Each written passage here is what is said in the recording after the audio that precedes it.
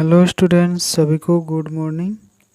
आज हम लोग क्लास 8 के राजनीति विज्ञान का सेकेंड चैप्टर ले आए हैं और अच्छे से आप लोग इसको समझिए। तो आज का जो विषय है ये हम लिए हैं भारतीय संविधान के आधारभूत मूल्य, यानी कि आधारभूत मूल्य क्या है, इसके बारे में आज हम लोग विशेष रूप से चर्चा करेंगे अध्याय 2 से। तो चलिए हम लोग आगे बढ़ते हैं।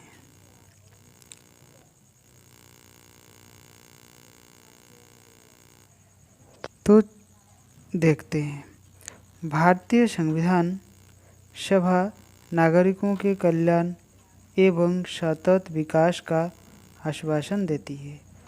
ये क्या है?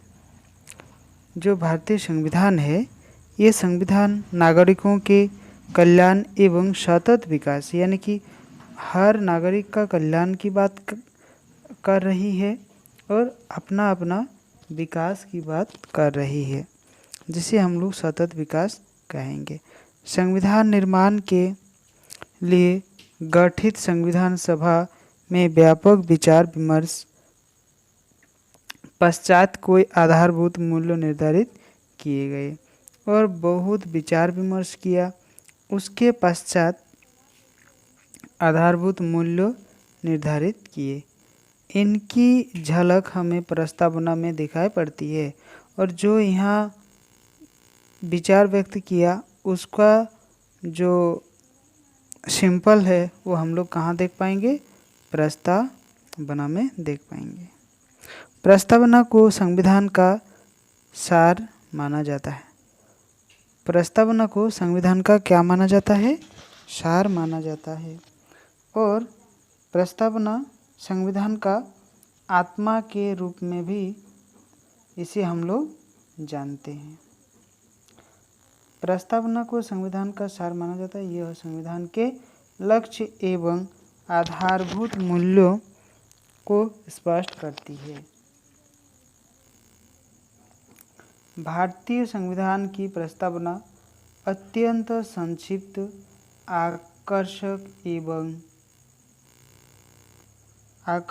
एवं शब्द चयन की दृष्टि से सारगर्भित है, यानी कि इतने अच्छे उसमें शब्द को जोड़ा गया है जिसका दृष्टि हम लोग सारगर्भित जिसको कहेंगे, यानी कि बहुत ही छोटे रूप में उसको दिखाया गया है, लेकिन वास्तव में वे बहुत बड़ा है। ठीक है, इसमें कहा गया है कि हम भारत के लोग हैं, यानी कि इसमें कहा गया है कि हम लोग क्या है? भारत के आदमी हैं, भारत के लोग हैं। भारत को एक संपन्न पंथ निरपेक्ष, यानी कि नीति रीति जिसको हम लोग कहेंगे, और रीति नीति जिसको हम लोग कहेंगे लोकतंत्रात्मक, ये पूरा भारतवर्ष को लोगों के द्वारा ही संचालन किया जाएगा। गणराज्य बनाने के लिए तथा उसके समस्त आर्थिक और राजनीतिक न्याय, विचार, अभिव्यक्ति, विश्वास और उपासना की समाजवादी जैसे देखो संप्रभु संपन्न समाजवादी गणराज्य बनाने के लिए तथा उसके समस्त नागरिकों को सामाजिक न्याय, विचार, अभिव्यक्ति, विश्वास, धर्म और उपासना की स्वतंत्रता सभी को दी जाती है। अभी हम लोग देखेंगे प्रतिष्ठा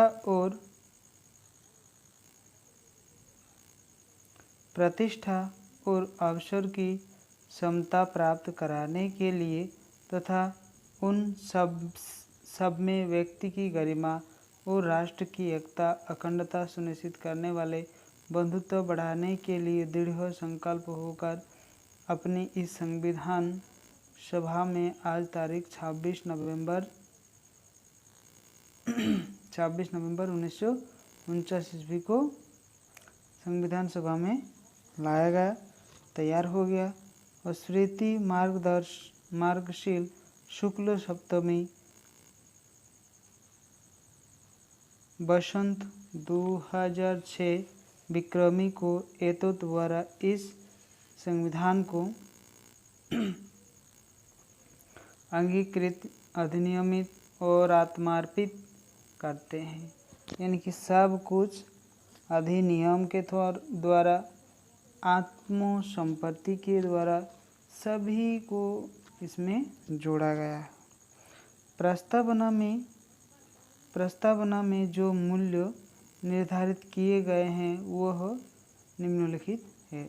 जो प्रस्तावना में कही गई है उसको निम्नलिखित रूपों में हम लोग देखेंगे।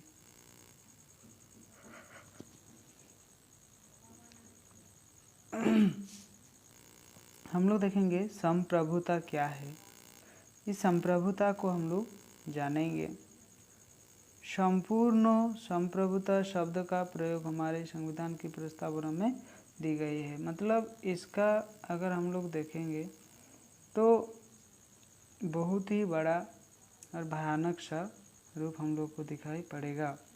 इसका तात्पर्य यह है कि भारत के आंतरिक एवं वैदेशिक मामलों में भारत सरकार सार्वभौम तथा स्वतंत्रता है। इस विधि की दृष्टि से भारत के ऊपर न तो किसी आंतरिक शक्ति का दबाव है और न ही किसी बाहरी शक्ति का। यानी कि इसके ऊपर बाहरी शक्ति का भी कोई दबाव नहीं है और आंतरिक शक्ति का भी कोई दबाव नहीं है।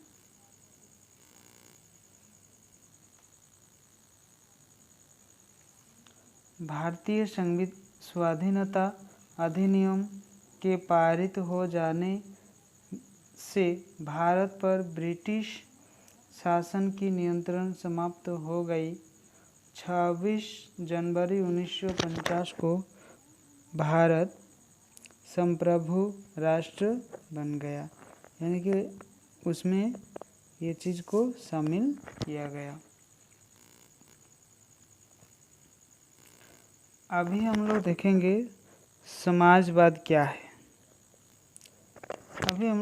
समाजवाद क्या है। यह समाजवाद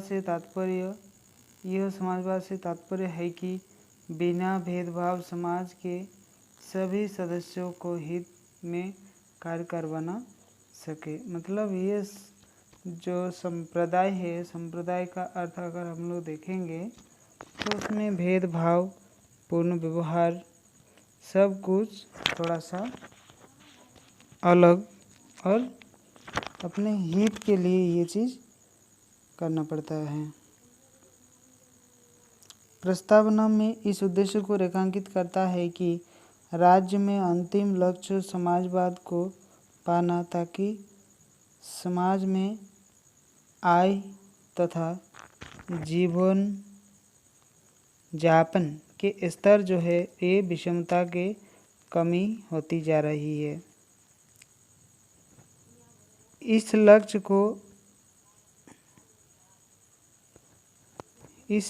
को अगर हम लोग देखेंगे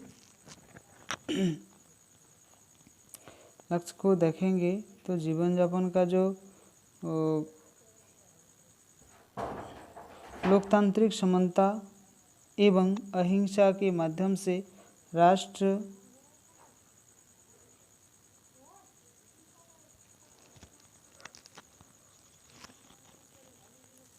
के अहिंसा के माध्यम से प्राप्त किया जाना है। उद्देश्य के विकास में सरकार के साथ साथ निजी व्यक्तियों के या संस्थाओं के समान योगदान होता है। तो यह शब्द भारत के लिए जनकल्याणकारी राज्य घोषित करता है। यानी कि इसमें देखा जाए तो बहुत सारा ऐसा मिलेगा।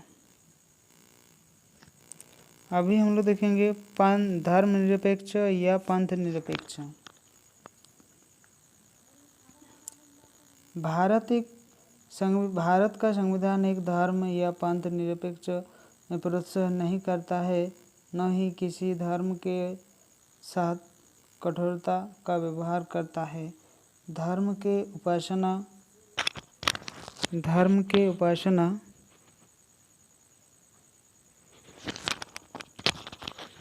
जो इसकी उपासना है ये क्या है?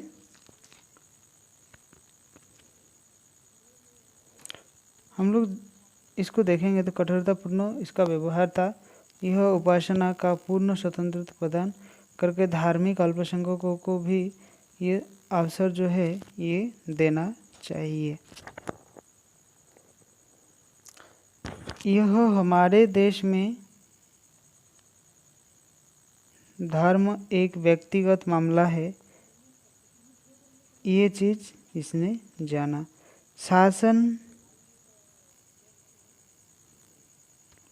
शासन किसी धर्म से जुड़ा हुआ नहीं है।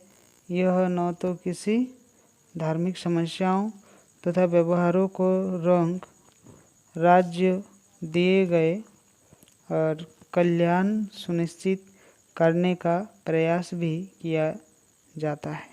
यह स्पष्ट करता है कि राज्य द्वारा संचालित या राज्य से सामान्य प्राप्त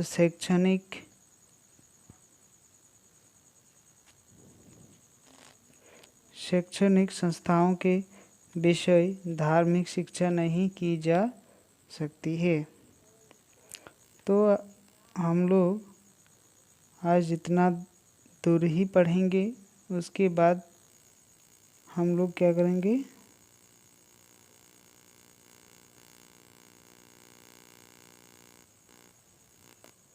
हम लोग उसको ध्यान में रखेंगे और उसको सुनिश्चित करेंगे। धर्म, विश्वास, व्यवहार आदि सभी विषयों पर हम लोग सुनिश्चित रूप से प्रदान करें। तो आज के लिए बस इतना ही। अगले पार्ट में फिर से हम लोग मिलेंगे। तो थैंक यू।